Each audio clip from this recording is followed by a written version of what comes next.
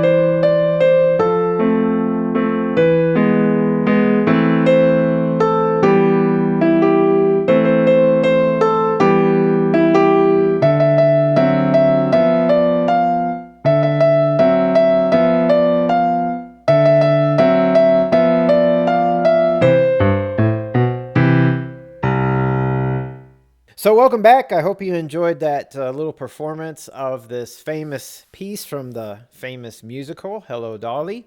And before we get going, just a reminder to hit that subscribe button if you haven't already. And that way you can stay up to date with all the latest lesson videos and other content that I put on the channel. And if you have a moment and you feel like leaving a donation, head over to my Patreon page, Piano Mountain, over at patreon.com. And as always, you do not have to leave a donation. You can enjoy these videos simply as they are, free of charge. Just watch the little ads so I get a little something for my time. But I appreciate you all being with me, and I hope everyone is doing very well and enjoying this book. It's been a little slow going. I don't get these lessons up as often as I would like. I'm more focused, when I have the time, on the actual lesson books. But it's always fun to come into this book because we get pieces that I think are a little more fun to play and obviously more challenging. So at the top of page 30 of Hello, Dolly, it does say up there, use after page 83. So if you are in the lesson book level 1, you're going to wait till at least page 83. And if you're in the all-in-one course, which is the thicker book, page 131. And often, like I always say with this series, you may want to wait even later because honestly, this piece is every bit as challenging as the last piece in that book, and probably more challenging than several of the first couple of pieces in level 2. So when you start this piece, let's say after page 83 or page 131, everything you've learned in that book, you will apply here for the most part. I'm sure there's a few things I haven't compared and contrasted, but I'm sure there's a few things here that might be new material. But the challenge, and you'll see this in the lesson today with this particular piece, is that there's more of everything. There's more notes, more chords, more pedaling, more accidentals. We have a lot of sharps and flats, even though this is in the key of C major, and more fingering. So that is going to be one of the challenges with the piece today, is a lot of the fingering, especially, well, really in both hands, but especially a little bit in the right hand as well. So we're going to go ahead and start with that right hand here in just a second. So moderately is the speed of this piece. You heard the little performance preview I did earlier. So some people would say that's pretty fast. And I mean, it is. It is fast. Usually a piano moderately can seem like a pretty quick tempo. And then when you get to faster tempos like Allegro, it's actually really, really fast. But like everything else, learn it slow. And if you want to spend that extra time picking up the speed, you certainly can. Now, I'm at the point in this book where I'm not going to use the pedal camera. I'm not going to go through all the details because the simple thing about pedaling is there's not much to pedaling. It's kind of the same pattern. The only thing difficult about pedaling is just applying it perhaps to a more difficult piece of music, but the concept is the same. It even says at the bottom here, pedal is optional. Now, I kind of like it with pedal. I played it with pedal earlier, but if you learn this piece without the pedal, it's fine, especially since it's saying pedal is optional. But I will go through it a little bit at the end, but I'm not going to show you every single move. I'll just go over a couple of the things that are a little unique. But again, at this point, hopefully you all understand pedaling. If you don't, I apologize. I don't know what lesson it is offhand. But in my Alfred lesson series, level 1, there is a lesson that deals with a piece called Harp Song, and that's all about pedaling. So if you need a good pedaling review, look for that particular lesson. And I'm sure there's a lot of things on the internet too about pedaling, on YouTube that other people have done. Let's dig into the right hand first. So in this piece, the right hand is the melody, and it looks like it is the melody throughout the whole piece. So earlier in this book, the melody would shift a lot of times between both hands. Not so much anymore. Your left hand is actually going to have a lot more harmonies in this piece than previous pieces in this book. But let's look at the right hand. So 4/4 time is our time signature. There are eighth notes. So when we dive into rhythm a little more, we'll get into the 1 and 2 and type of counting. There's no swing in this piece. There's some syncopation. So again, we'll save that with the rhythm. But let's look at the notes and fingering first. So we're going to start with 2 on E. And then your fourth finger is going to hit that G in the next measure for 4 counts. Now in the second full measure, you're going to go back to 2 on E, thumb on C, back to 2 on E, and again back to 4 on G. And then the third measure, you've got 5 on A. Now the second and then the last measure of this line are the same. So the last measure is back to 2 on E, C, E. But the thumb, and this is our first tricky fingering, the thumb comes under to G. Now that's a little bit trickier than most cross-unders, because most cross-unders, you would have your 2 on E, and the cross-under is usually to the next key, which would be like F. But you're actually crossing under, 2 on E. You're crossing under and skipping F and going to G, so it's a much bigger cross-under. So be ready for that one. Now, when you go to measure 5 on the second line, 3 on B. And then you've got C with your fourth finger, back to B, C. In the next measure, B again, C again, up to D with your fifth finger, back to C, and then measure 7. Your thumb should be there for G. Now, in the fourth measure of that line, you got a rest on beat 1, and you're going to take that second finger and cross to the F sharp. So your thumb was on G, and you're going to cross 2 to F sharp, 3 on G, and then this is a squeeze, 4 on G sharp, and then 5 on A. So when you play those 4 notes, whoops, you see what I did? I smudged it because it is a tight squeeze with weaker fingering. So you are going to want to play through that many times until you get really comfortable. Going down to measure 10, your second finger's on F, thumb on D, back to F, 4 on A, and then be ready for the pinky, 5 on B flat. And the reason I say that is if you're down here on the keyboard, and look at my fourth finger, if it hits the A down here, look at my fifth finger. I got to go way up here, and that takes time. That causes hesitation and disrupts the smoothness. So when you go into measure 10, you already want to be thinking ahead about that 5 on B flat. So you want to be up here with your hand. And so that pinky is right there. Okay? Going on to measure 12, the third measure. You go back to F, D, F, and now your thumb, just like earlier, it crosses under to A. So you're skipping once again. It's the same pattern you did earlier, it's just we're starting on F rather than E. So you got F, D, F, and then the thumb all the way to A. Next measure, 5 on E, 4 on D, E, D. Last measure, E, D, 2 on B, thumb on G. Now measure 15, you've got to rest on beat 1, and then you're going to move your hand and put your fourth finger on A for that half note on beats 2 and 3. Then you've got 5 on B, measure 16. You got your third finger on G, your thumb down on E. And here's a little bit of a squeeze, 2 on F sharp, 2 on F, 3 on F sharp, and then 4 on G for a whole note. Now in the last two measures, it is just like the beginning again. Not the very beginning, but like the second and third full measures of the first line. So 2 on E, down to C, back to E, 4 on G, 5 on A.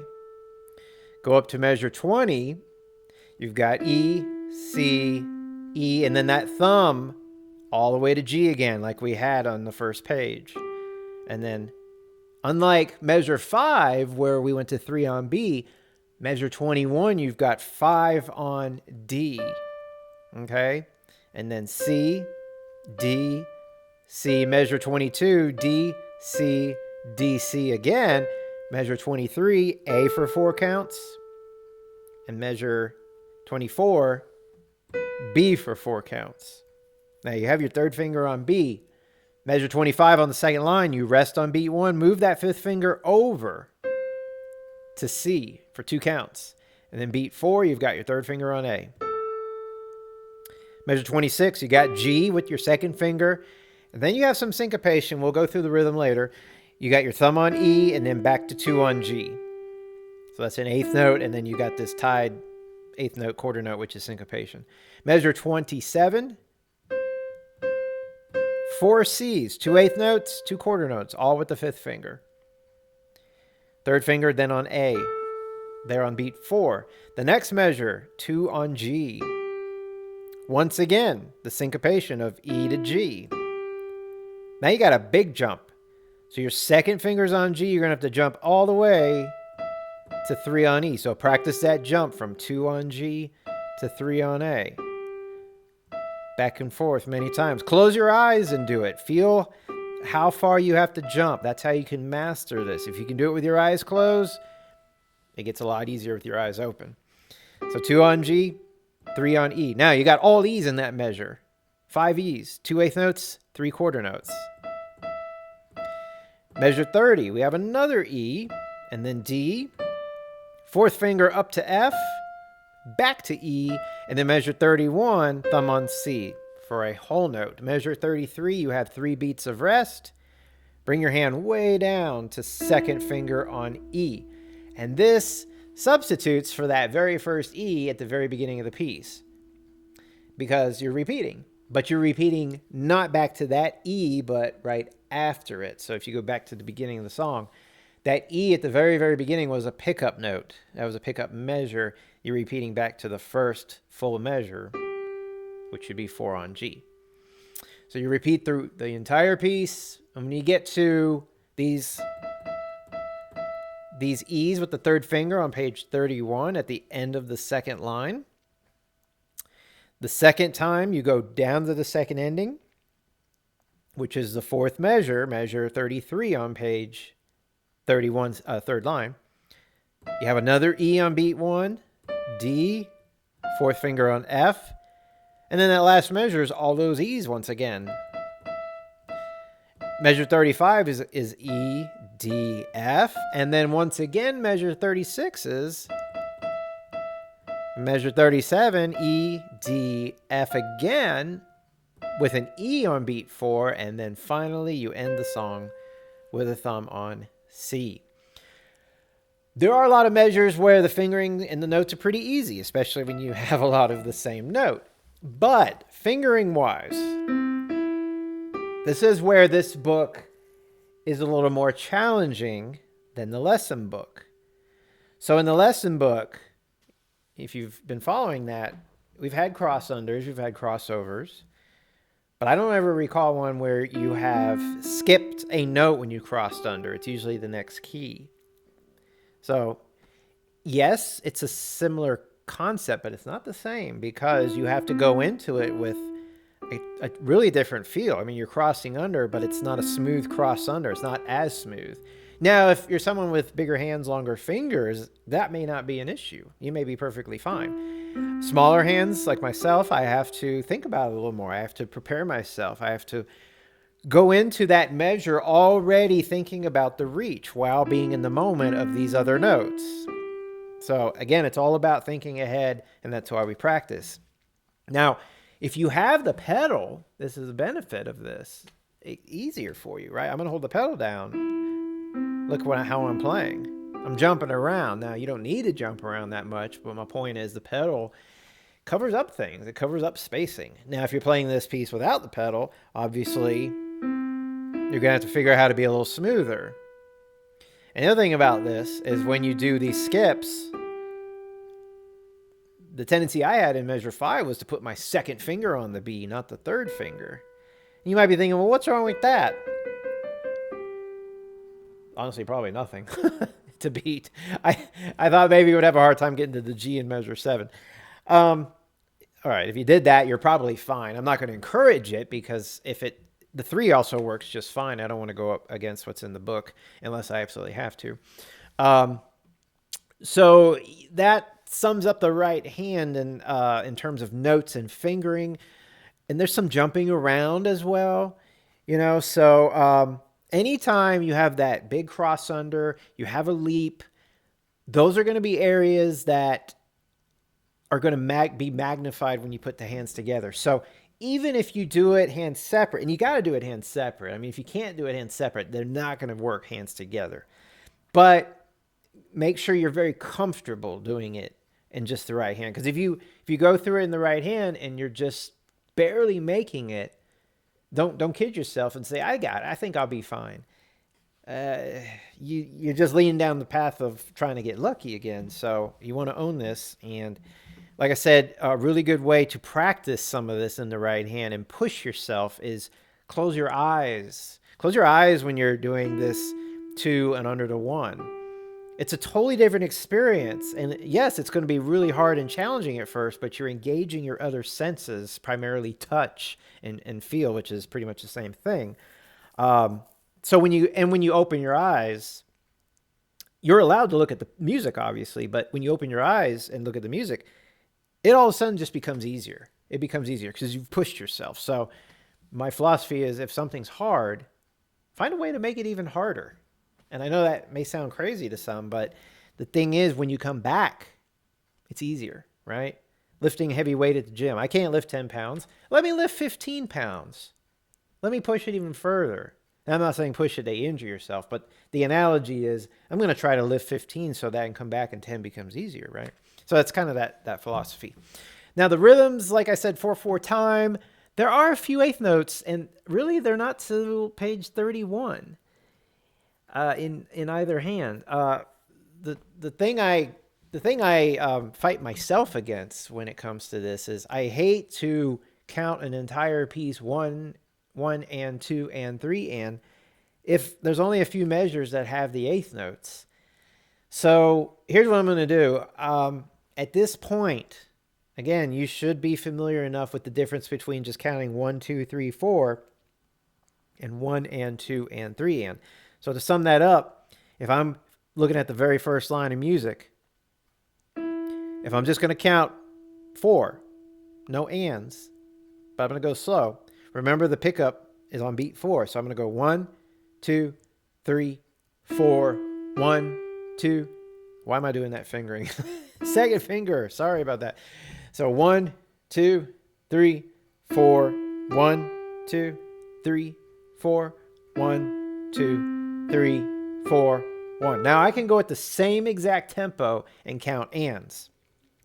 1 and 2 and 3 and 4 and 1 and 2 and 3 and 4 and 1 and 2 and 3 and 4 and 1. Now, you might be saying, so what's the big deal? Well, the ands are important because you get a better sense of where that half beat is. And you don't need that half beat until you get to page 31. And what I'm going to do in just a moment is on measure 25, the second line, that's where I'm going to focus. I'm not going to go through all of page 30, but I want everyone to understand that by doing this, here's the benefit of still counting all of page 30 with ands. Because I may end up going 1, 2, 3, 4, 1, 2, 3, 4, 1, 2, 3, 4. And then I go to measure 25. I go 1 and 2 and 3 and 4 and... Do you see what I did? I ended up counting 1 and at the same speed as 1, 2. It's a very common mistake that people don't realize they're doing. They say, well, I'm counting it out, but you've changed the tempo. So you want to make sure on page 25, page 31, measure 25, you're going 1 and 2 and 3 and 4 and 1 and 2. And that when you go to page 30, you're going 4 and 1 and 2 and 3 and 4 in the same exact tempo. And if you're really confident and good with this and you feel comfortable on, again, page 31, you could go 1 and 2 and 3 and 4. And, on page 30, you could go 1, 2, 3, 4, 1, 2, 3, 4. See what I did? I didn't count the ands, but I still felt them, okay? I did. The big beats, 1, 2, 3, were the same speed on both pages, okay? I feel like now that I've spent the time explaining this, I probably could use the time just to go through page 30. But, at this point, I want you to be at a comfortable place where you can start saving time. You can start simplifying by understanding these things. And if you're just like, whoa, this is too much, I can't handle this.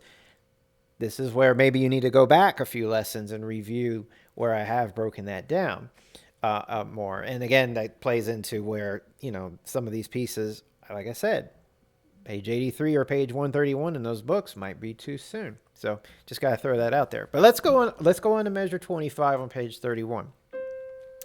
I'm going to do this with the ands, and measure 26 and 27, 28, 29.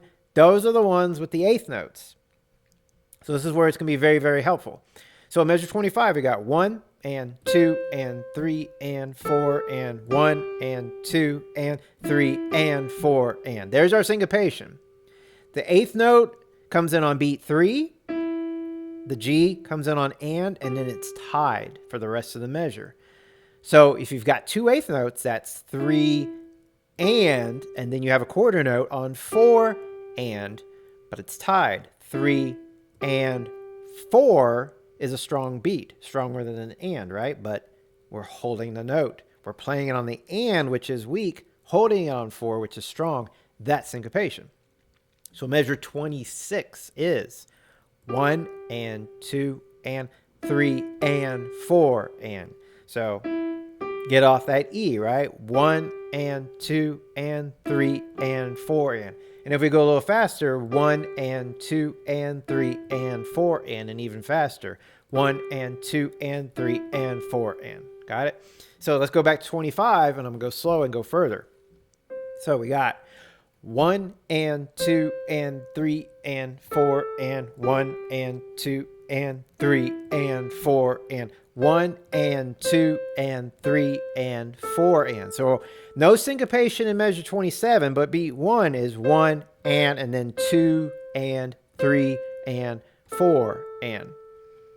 And why do we count with the ands? Because you don't want to go 1 and 2, 3, 4. I know when I spell it out, it sounds crazy, but it happens. So measure 27, 1 and 2 and 3 and 4 and 1 and 2 and 3 and 4 and. Now, if you've learned measure 26, you've learned measure 28, right? Same notes, same counting, same everything, right? Now, when you go to measure 29, different notes, but same rhythm as measure 27. 1 and 2 and 3 and 4 and. So rhythmically, if I did a rhythmic exercise where we clapped and counted, measure 26 and 28 would be the same. Measure 27 and 29 would be the same. So realize that. And that's important because, again, simplifying things. If you've mastered and learned measure 26, 1 and 2 and 3 and 4 and, then when you get to measure 28, in the beginning, it's good to still count and all, but you should be getting to the point where, especially when you play through the whole piece, you're performing measure 26. When you get to 28, you're saying, oh, I'm just duplicating what I just did. I'm not having to count it as much. I'm not having to think about that. I just realized I'm playing the same thing I just played 2 measures ago. Likewise with measure 27. So 1 and 2 and 3 and 4 and measure 28, 29. 1 and 2 and 3 and 4 and, right? So the echo. So making those connections helps. Now go down to the second ending, last measure, which is measure 34. It's the same rhythm and notes. And again, measure 36. And those are all our measures in this song with eighth notes. So, like I said, there's only 1, 2, 3, 4, 5, 6 measures of eighth notes. And on top of it, they repeat. You have 2 patterns that involve eighth notes to really simplify things in this entire piece. So, again, I want to push you a little bit into not having to count ands the entire piece. Not saying you can't. And if you do, that's awesome. That's going to make it even more sure of itself. But we all have lives, and, we sometimes don't have a whole lot of time. So the whole point of all this, too, is to find ways to simplify your approach so that you can learn pieces faster or learn more music and not spend all your time on one piece. That covers the rhythm and the notes and fingering for the right hand. Now, there's some other details, but musical details I like to look at once we put the hands together. Let's look at our left hand. Our left hand has a lot of harmonies in this piece. Not necessarily always chords, because a chord is 3 or more notes, but harmonies, meaning a lot of pairs of notes. Now, it's odd. They actually have us starting 4 on C. It's very comfortable to start 5 on C and play E and G with 1 and 3, because that is basically a broken C chord. So I just said harmonies, which is that. But if you analyze the whole measure, you're actually playing a C chord, but it's broken. So there's 2 ways to look at it. You could say, yeah, that is a chord, but it's a broken chord, and I'm just playing this harmony here. You could do the 5 if that's more comfortable, because a lot of times we play a chord like this, right? Specifically a C chord. And then when you go down to the next measure, just bring that 5 down and do E and G. Now, the interesting thing about this is a lot of times we've done this in the past. We've done that chord. That's not what this is, right? It's still E and G. And it's with the 2 and 1 fingering, which you would do with F and G. So if that is tricky, that's the reason why 4 on C. Then you get 2 and 1 on G, E and G, and you get to leave it there. So then in the next measure, guess where your hand position is? It's already there. So we may have answered this. We may have answered why 4 to start with and the 2 and 1 to help us get situated into a broken chord that we're not used to. And you're already actually there, okay? So I'm going to suggest just sticking with this fingering. 4 on C, 2 on E and G. And of course, you hit it again on beat 4. And then 5 on B, 2 and 1 again on E and G. Then 5 on A, but now we move down to C and E. And that's with 3 and 1. Now, rhythmically, it's the same pattern. We'll go through that later. And then 5 all the way to G.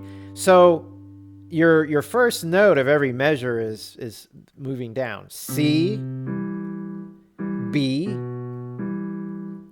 A, but then you have the rest of the hand moving down, and then G. So C, B, A, G is your bass note pattern. Measure 5, you're going to jump way up.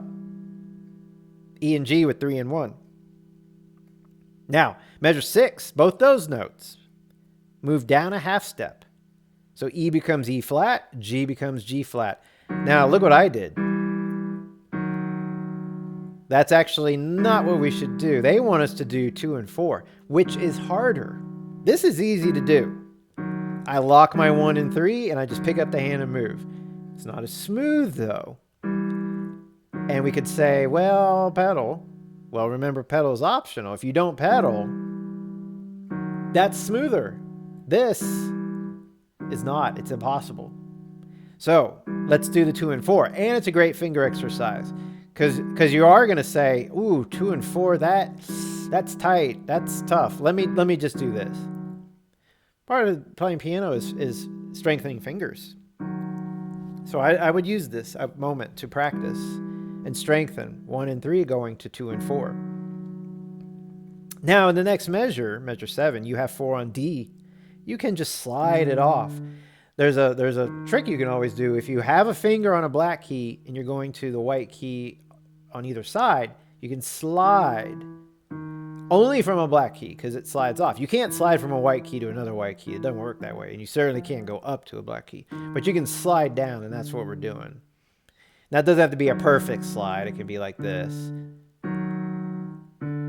There's a little bit of a break. But, the pedal will cover for that easier. Now, it's not as big of a break, again, as this. This is a full-blown lift, and I got 2 fingers. This is 1 finger, so it can be smoother. So you got a measure 7, 4 on D, and then F and A with 2 and 1.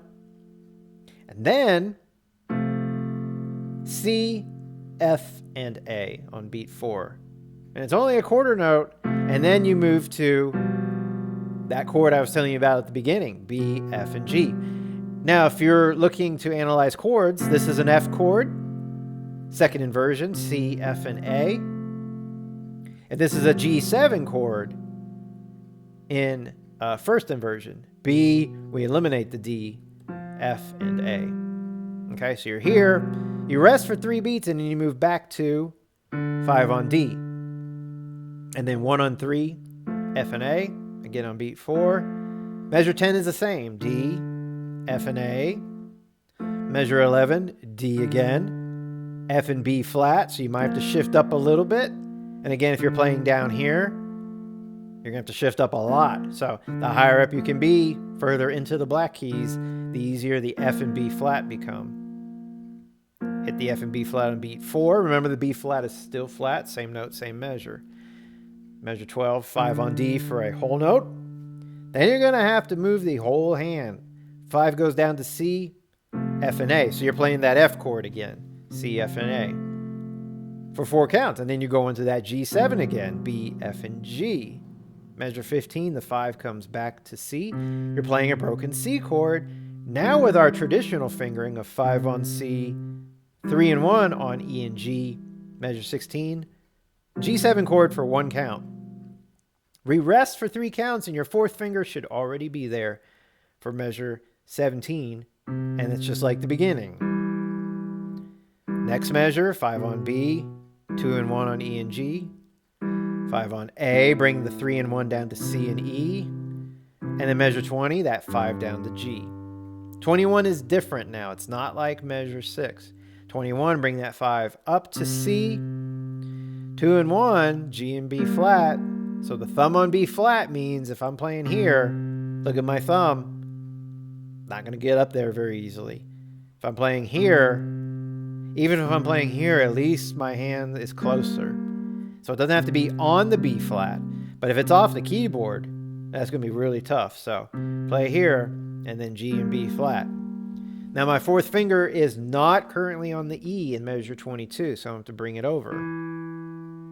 Measure 23, we bring it up again. Now it's F, but E and F, it's an easy move. So we can get away with that, and it'll be fine. 2 and 1 on C and A, or 2 and 1 on A and C. And then the last measure, measure 24, 5 on E, 3 and 1 on G sharp and B, and it's G sharp again. Now, my fingering is pretty darn close on measure 25. 5 on E, 2 on A, it's close. And the thumb, I have to move to C. It's not bad. It's not bad. So you're here, measure 24. And this is an E major chord in root position, if you're familiar with that chord. And we're going to A minor in second inversion, E, A, and C. And if you don't know the names of the chords, that's perfectly fine. That's perfectly fine. You can still break it down and look at the notes. This is just some people learn chords outside of these lessons or already know new chords, and that might be helpful. Measure 26, it's E minor. E major had the G sharp. E minor has a G natural. So it's almost the same chord as measure 24. It's just the third finger is on a G. You go back to A minor, this E, A, and C in measure 27, and then back to E minor, E, G, B in measure 28. Now your 5 is on the E in measure 29. You're going to bring that 5 down to D. And you should be close to F sharp with the third finger and middle C with the thumb. Measure 30. I got to bring that 4 over to F natural. It's an F natural because we're hitting F sharp. It's a different measure, but it's a reminder that it's a natural. And then that thumb comes down to B. So it's a squeeze. In a sense, it's a squeeze. My thumb squeezes. But because of the length of my third finger and how close F is, and F is a flat key, it feels like a squeeze. So when you do 3 and 1 on F sharp and C, you can feel a squeeze in it. I think that's helpful to still do 4 and 1 on the 30, on measure 30. Now, when you get to measure 31, optional. They do this in a lot of the books. 5 on C, 4 on E. Now, it is staccato, so that makes it easier. I always have done... Oh, I won't be able to do it here. I just realized the pattern of notes. I was going to say I always do 3, but see if I do 3 here, 2 on F, thumb on G flat. Yeah. But the staccato helps. So I'm going to pop off with 5, 4 on the E, 3 on the F, 2 on G flat, and then that is a G natural. Why on earth they put F natural in measure 30, but they did not put G natural in measure 32? I don't know. But that is a G natural. So sometimes this all, I think, confuses us even more. Going back to measure 31. So C, 4 on E, 3 on F, 2 on G flat, and then thumb on G. Now that has an accent, so you're going to land on it hard. So it's kind of like off on beat 2, and then land on F and G on 2 and beat 3 and 4, and then you're back to not 5 on C at the beginning, but you're back to 4 on C, right? So you're going to have to practice that. It's visual. For one, I got to go all the way back to the beginning, and because I can't see what's coming next, it can sneak up on you. So you got to practice, anticipate that you're going there. You could write 4C, number 4 and the letter C down there right before that repeat sign, and that will just give you enough heads up to remind you, oh yeah, I got to do 4 on the C, because you could be, let's see, you could be here, and you might want to do 4 on C. My 5's over the C. Got to go a little further. So it all repeats. Then you, page 31, measure 29, last measure, second line. 5 on D, 3 on F sharp and C. And then we're going to go down to measure 33. Second ending, which is also an F natural in B, just like you had in the first ending. And then the last measure, that will be a 5 on D. And then 3 on F sharp and C. And 35, again, F natural B. So do 4 and 1. Measure 36, 5 on D. 3 and 1, F sharp and C. Measure 37, again, 4 and 1 on F natural and B. And you got a big jump, 2 and 1, not 3 and 1, 2 and 1 on C and E. 5 on G, 4 on A, 3 on B, and then an accent on beat 1, rest, and then 5 on that low C. Okay, so good news about left hand: no syncopation, no eighth notes, no complicated rhythms. Quarter notes, half notes, dotted half notes, whole notes. That's it. So I'm not going to go through the left hand by itself because I'm going to work on coordinating the hands together since these rhythms are simple enough. Now, feel free to obviously go through that left hand by itself to learn the notes and fingering. But beyond that, if you want to go through it and count and do that, you can. But again, not complicated rhythms. And again, I'm going to focus on putting the rhythms together with both hands because that's ultimately where we spend a lot of our work anyways. But yes, you do want your right and left hand good individually. But if you're right, if you skip to this step without doing left hand rhythms, you're fine. Do be comfortable with notes and fingering, though, in the left hand. And there's a little bit of staccato, which we went over. So putting the hands together, remember, 2 on E, 4 on C. Now, I'm not going to go through rhythm yet. I'm just going to go through coordination. The E is by itself on beat 4. Together, C and the G. Now, the G is a whole note, so you've got all that in the left hand. Now, the next measure is more complicated. B and E together. And then the E and G and middle C together. Feel your thumbs come together on that one. Okay? So you're here. You might say, that doesn't sound good. We're going very slow, so things aren't going to sound good. Beat 3 is by itself in the right hand. Now you still have to hold in the left hand. Now you hit the same notes in the left hand when you go to the 4 on G. Next measure, I love it. 5's on A, both hands. Nice coordination there, right? Then your left hand plays the C and E. Last measure, 5 down on G, 2 on E. Then it's all right hand. Big cross under, don't forget that. And then here, we have 3s. So at least we have same fingers. I look for same fingers to help coordinate E and G in the left hand, B in the right hand. And then it's all right hand. Now this is tricky because you have to do that 2 and 4. So if you're uncomfortable with that, practice it by itself first. At least you're still on familiar notes in the right hand. You're back to a B. But 2 black keys, left hand, white key, right hand. All right hand now. Now, when you go to measure 7, thumb on G, right hand, 4, not 5, 4 on D, left hand. Then the F and A, and then the chord. And then when you hit the G7 chord, you're off in the right hand. But when you hit the F sharp on beat 2 in the right hand, you're off in the left hand. That's important, those rests. So work this coordinating of beat 4, and then beat 1, right hand pops off. Beat 2, right hand down, left hand pops off. Left hand still off. And then the last measure, 5 on D, 5 on A. Measure 10. We have 2, let's see. Yeah, that's a squeeze right there. We have 2 on F in the right hand, 5 on D in the left hand. And then F and A in the left hand and D. Beat 3 is by itself. We hit the same 2 notes in the left hand, 4 on A. A little tricky going to measure 11. Tight squeeze, weak fingers. 5 on B flat, 5 on D. Doesn't feel great. Same fingers, but white key, black key. Doesn't feel great, but get used to that feeling. Left hand continues. Now the right hand's going to the second finger on D. Excuse me, second finger on F. The left hand goes to 5 on D. Big cross under in the right hand. And then you have the big chord, the F chord, and you're hitting that 5 on E in the right hand. Go back to the E in the right hand on the last measure, G7 chord.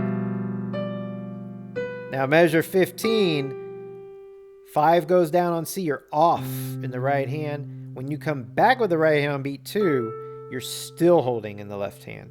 Then you hold the right hand when you come down on E and G in the left hand, and then you hold that when you have 5 on B. So, it seems easy enough, but it's tricky. Left hand by itself. Right hand comes down. then the left hand, and then the right hand. But in between all that, you have those holds. So only left hand, add the right hand, add the left hand, add the right hand would be another way of looking at that. Measure 16, 2 on G, let's see. No, excuse me, 3 on G in the right hand, G7 chord. And then you're off on beat 2. Only the right hand plays. And we're back at the beginning, essentially, right? Next measure. 5 on A's. Top of page 31, 5 on G, 2 on E. Big cross under coming up. Now here, 5 on both hands, but C in the left hand, D. You say, that doesn't sound right. It is right. We're going slow, so it's going to sound weird. They're 5s, but C and D, get used to that. So you got C in the right hand on beat 2, and then G and B flat in the left hand on beat 3. 5 on the D, of course. Back to C. Next measure, 4 on E in the left hand, still back to D, C, D, C. Now, 2 on A in the right hand, but you got to move that 4 up to F. And then the left hand continues. Next measure, 5 should be on the E in the left hand, 3 should be on the B. There's an E major chord in the left hand. Measure 25, it's only the chord on beat 1 in the left hand. So off in the right hand. Hold this chord the whole measure down to 5 on C. And then A. Next measure. What I like about this is the middle note, as a reminder, is not G sharp now, it's G natural. And guess what note we have in the right hand? G natural. So they work together for 2 beats. And then we have our syncopation. Still holding that chord. Back to measure, or going on to measure 27. Unlike measure 25, now you hit this C up here with the chord. Next measure, we're back to our G minor with the G in the right hand and the syncopation. Now you would think we would do that. 5 down to D in our last measure and 5 up to E, but it's 3 up to E. And part of that is because we need some stronger fingers for measure 30. So, and then measure 3, you've got the F sharp C in the left hand. Stay on these E's. Now, here's measure 30. 4 on F, thumb on B in the left hand. Still got E, the same note, same finger in the right hand. Up to the F now. And then the last E, you come off in the left hand. Now, measure 31. Hit the C and hold it down because you got to pop off the left hand with these staccatos. Don't be tempted to leave that whole note. When you land on beat 1 of measure 32 with this accent, you're off in the right hand. Rest both hands beat 2, and then beat 3, beat 4, and then you're back at the beginning. When we go through it a second time, jump to page 31. Last measure, second line. Jump down to measure 33, second ending. It's actually the same fingering, same notes as the first ending. F natural and B, and you're still in the E. But nothing in both hands on beat 4. Next measure, jump down to 5 on D. Still on all these E's in the right hand. Measure 35. Off on beat 4. Again, 36, same deal. 37. But now beat 4, you have this E. And then C with your thumb, but you're going to jump down to C and E with 1 and 2. Staccato. Accent. Rest. And that's it. So that's how you coordinate the hands together. Let's look at some difficult rhythmic spots. Tell you the truth, there aren't any at this point. I mean, there may be some for you guys, and that's fair. 26, measure 26 has the syncopation, but your left hand is holding a chord. So when you do that syncopation, There's nothing different than when we worked on it by itself, because the chord you hit and holding, it's on beat 1. That syncopation doesn't come in until beat 3 and 4. So I would spend a lot of my time just doing hands. Once you're ready, hands together, just go through it nice and slow like we just did, being aware of rhythms, but you don't have to be perfectly accurate, because your next step is what we're going to do now. I'm going to go through the whole piece very slow. I'm going to give us a count off. I'm not going to keep counting. I may throw in a count every now and then, especially if there's a long whole note and we're going slow, so we don't rush it. I may count stuff like that. I may count the syncopated rhythms, and I may jump from no ands to ands on page 31. So I don't know what I'm going to do until I do it, but it'll make sense, and it'll be accurate. At least I can tell you that. So that's the next step, to just start practicing together with the count going really, really slow. All right, so 4 on C, 2 on E. So I'm going to give us the count off, and then I'm going to go. So 1 and 2 and 3 and.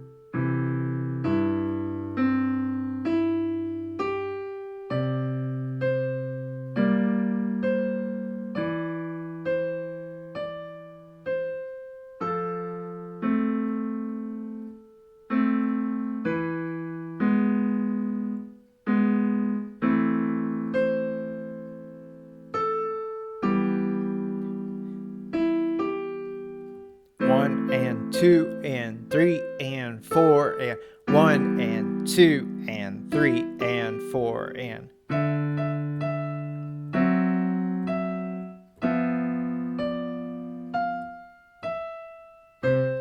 2 and 3 and 4 and 1 and 2 and 3 and 4 and. All right, I'm going to stop right there because I'm not going to go through the whole thing again. We'll pick it up in just a second with the second ending. But yeah, I didn't end up counting until about measure 25. Now, part of that was for me because when you're going that slow, I was saying, if there are any long whole notes, you can lose your count actually. Now, the long whole notes, there's always something playing in the left hand, I noticed. But measure 25, specifically measure 26, we're sitting there on. Earlier I said that syncopation's easy because you're not doing anything in the left hand. Well, it's also hard because you're not doing anything in the left hand. Sometimes busyness in the left hand, like if I had 4 quarter notes in the left hand, that's a metronome. 1 and 2 and 3 and 4 and. It actually is easier to keep your place. But without that, you have to know your place without it actually doing it for you. So 1 and 2 and 3 and 4 and. I have to know where those notes on the right hand hit. It's almost like I'm not even playing the left hand at that point, and I have to resort to counting. So that's why I did that. Now, there may have been other places maybe where I should have counted and I didn't, but hopefully that slower speed is still very, very helpful. So I didn't want to repeat the whole thing because, it's a slow tempo. It's all exactly the same. So what I'm going to do is I'm going to pick it up at measure 25. So you get a second chance at this. And then I'm going to go into the second ending at the end of measure 29. So we're going to start at 25.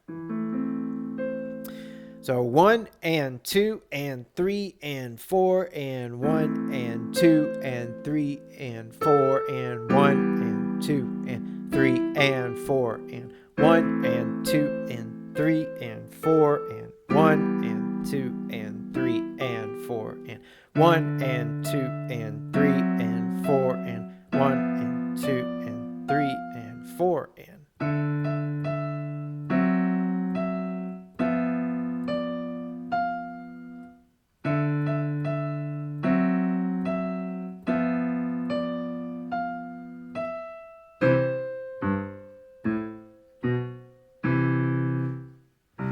the other thing is staccato. I always want to emphasize that when you're doing staccato, and this is extremely helpful if you're counting ands, staccato is a shorter note, but just as a review, it doesn't mean you play the next note sooner than the beat that it's on.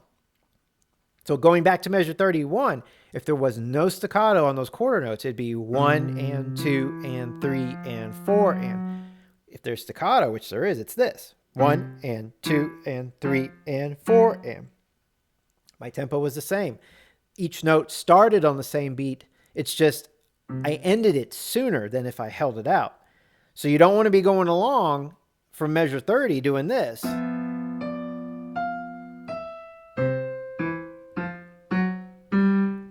It's easy to do. It happens a lot. So 1 and 2 and 3 and 4. Still quarter notes. It's just you're coming off of it sooner. You're not playing the next one sooner. You're still playing the next one on its proper beat. Staccato or not staccato, that doesn't change. And then, of course, the same thing at measure 36, 37, 38, second to the last measure.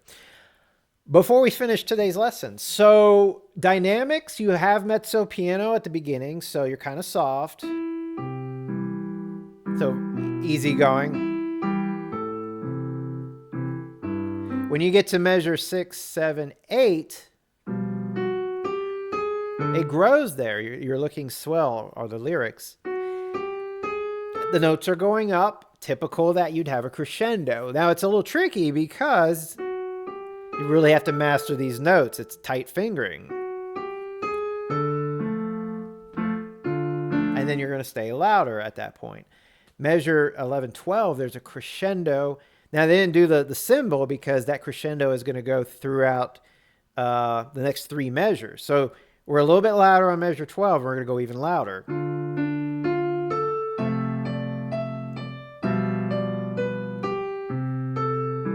And there's a diminuendo.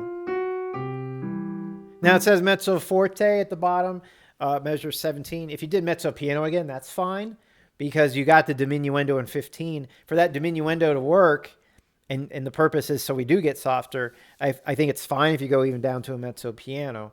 Mezzo forte is, of course, fine too. That's what they have written. So you're crescendoing at measure 11, 12, but I feel like measure 13, this high E, this is your highest note. And again, the crescendo is often linked to notes going up. So if that's our highest note, then that's your peak of volume, honestly. So I said you're going to keep crescendoing and crescendoing, but I would really make this the peak and then just stay loud until 15. And then you can back down like the beginning. Now, when you get to measure 25, forte, loudest part of the piece. So the last 2 measures of the top of 31, you're kind of softer here. And then forte.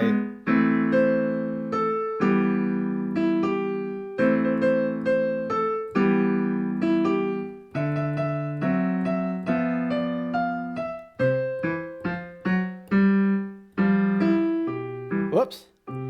See, I'd have to practice my repeat. And then notice diminuendo, measure 30. It was tucked away there, but the first ending DIM period, I didn't really get softer. So there's an accent, but it's kind of a soft accent. And then, oh, I don't know why I keep doing that, man. I want to do that G7 chord so bad. I hit the F and the G, and I just automatically think B. So there it is. Man, gosh, over 35 years playing piano, and I still make those silly mistakes. It happens. Then when you go to measure, or excuse me, second ending, right on the second ending, so mezzo forte, forte, and then just finish strong. And you can really punch those accents. So there's your dynamics. So there's some things that will make the piece a lot more interesting if you do implement those dynamics. And then lastly, pedaling. So the pedaling works this way. I'm not going to show you, but I'll talk you through it. In the beginning, this E is by itself. So now you can have your foot on the pedal, and then when you hit beat 1, you're down at the pedal at the same time. Some pieces of music you can already be down on the pedal, but it won't work here because the E is not included. So E, and then everything comes down. And then you pedal every measure until you get to measure 7. There's a pedal marking on that last chord on beat 4, because that can get, you got a D here, and then the F and A, that gets muddy. So pedal here, and then pedal here. But when you do the F sharp, you're off the left hand and the pedal. So more coordination to do. And then everything's down on that measure 9. And then follow the pedal markings. Like I said, most of the time it's every measure. You do have this idea, again, in measure 16, where you have beat 1 and then you're off, and the right hand, when it plays by itself, and there's no left hand, there's also no pedaling. And then everything comes together with pedal here. It's just like the beginning. So in the staccato at the first ending, measure 31. So at 30, you're here with pedal. When you hit this first staccato note, beat 1, off the pedal. Stay off of it. And then repeat, you're down on the pedal. Okay? Now, second ending, foot off with beat 4. Everything comes off. And then beat 1, everything comes down. Measure 35, everything off. And then 36, everything down. You pedal and come down. Off, and then that's it, to the end. No more pedal to the end is what I meant. All right, so again, if you need to go back, you can at the beginning of this lesson, but I'll have a separate video up, hopefully sooner than later, that you can access this, playing it up to speed once again. But of course, if you want that slow practice speed, you'll just have to rewind or find that spot where we did that. If you have any questions, comments, feedback, anything I could do to improve the experience going forward. I'll be honest, I was thinking about it today, and I was like, man, if I had more time, that's the thing. I'm always open to suggestions, as long as it doesn't compete with my time, because I was thinking, you know, it's a shame I got this hour-long lesson, and I'm breaking it down. And the truth is, this is how a real-life lesson would go for the most part. If you have in-person private piano lessons, I could write things down on your music, so that would be different. Maybe actually I'm about to answer what I was about to suggest. But it occurred to me earlier today, I was like, you know, this whole hour, I'm showing you what to do, and I'm telling you what to do, but it might be nice to have that visual on your screen above the keyboard in that space where I say, you know, the lesson number and the title, to be telling you like what line we're on, maybe what page, you know, what we're working on, right hand notes. Maybe not every single measure, because that would take forever to write all that in. But at least like say, you know, right now we're on page 30, right now we're on page 31. And I was like, man, I know that would be awesome. I just wish I had the time to do that. Here's my goal. If I can get, I don't know, 20,000 subscribers, maybe I can focus more on my YouTube lessons at that point, and I can spend the time doing that. Honestly, I would if that was where I, you know, could focus my time. But you know, over 5,000 subscribers right now is wonderful, and I'll be honest, I'm able to monetize off of that, and I get some donations on Patreon. But I mean, there's a bunch of videos out. If you're interested, there's tons of videos on YouTube about, you know, I monetize, I'm making this X amount of dollars. I've been doing this six years now. And, you know, like I said, I'm making money every month, but I can't depend on it. I can't depend on it. It's great. It's a little bonus, but nah, I can't depend on it. So I'm not there yet. I really have to grow. I don't know if it's the algorithm or what. Anyways, so I'm not trying to pity on me or anything like that. Please, no, no, no. I'm just saying it as it is, and I'm just telling you I would love to do even more because I do enjoy this and I do have ideas to make this even a better experience for you at home. But yeah, time is the greatest enemy, right? Right. I'm sure you feel that when you're finding time to practice and you get these pieces like today and say, man, I need more time. Now, how do I get that time? But hopefully me breaking it down for you does help you a little bit. So again, appreciate you guys. Subscribe if you haven't. Hit the like button. That always helps, right? Patreon if you can. And I wish you the best of luck, and I look forward to seeing you in that next lesson.